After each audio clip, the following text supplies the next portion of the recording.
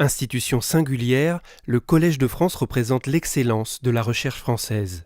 Fondé par François Ier en 1530 au cœur du quartier latin, il permet l'enseignement de disciplines alors proscrites par la très religieuse Sorbonne. Le Collège de France a été créé au XVIe siècle pour enseigner des matières qui ne l'étaient pas à l'université et pour développer un enseignement libre. La recherche n'a plus le même sens maintenant qu'elle n'avait au XVIe siècle, bien sûr, mais l'esprit est resté. Il y a une extrême liberté dans tous les sens du terme. Donc le Collège de France est une institution qui est faite pour la recherche fondamentale et pour lui permettre de se développer dans des conditions de confiance, avec le temps qu'il faut pour que la recherche puisse se développer, qui sont absolument remarquables. Et en ce sens, je pense, c'est une institution qui est unique en France et même unique au monde. Aucun diplôme ni examen, tout le monde peut suivre les cours du Collège de France à Paris ou sur Internet, gratuitement et sans inscription. Historiens, mathématiciens, biologistes, philosophes, chimistes, anthropologues, les professeurs y enseignent leurs recherches au fil de ces développements. Leur mission, c'est d'enseigner l'évolution, le devenir de la science telle qu'elle se fait, telle qu'elle se construit. Et je pense que c'est un des éléments qui fait l'attractivité des cours.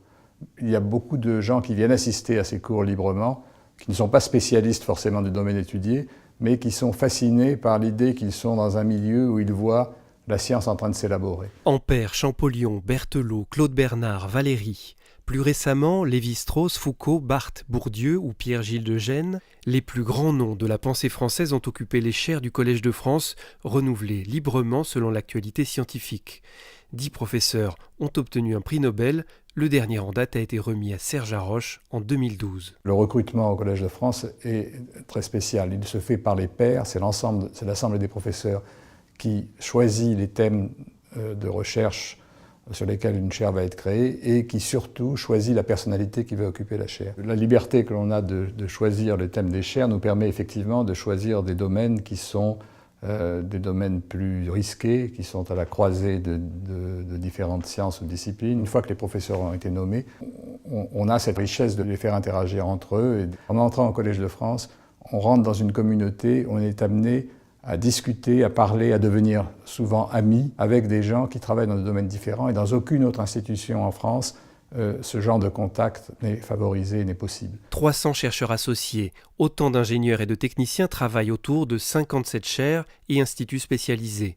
De nouveaux laboratoires de recherche permettront d'accueillir des personnalités scientifiques internationales toujours plus nombreuses, mais aussi de jeunes talents. Le Collège de France veut contribuer avec d'autres au maintien des valeurs de la connaissance, de la recherche fondamentale, de la recherche qui est basée sur la curiosité pure. L'ambition générale que nous avons pour les années qui viennent, c'est de mettre plus en contact les générations. On veut permettre à des jeunes équipes de démarrer dans une atmosphère qui est favorable à la recherche pour aller ensuite essaimer ailleurs, propager cet esprit de liberté et de confiance dans la recherche au-delà du Collège de France, en France et même à l'étranger.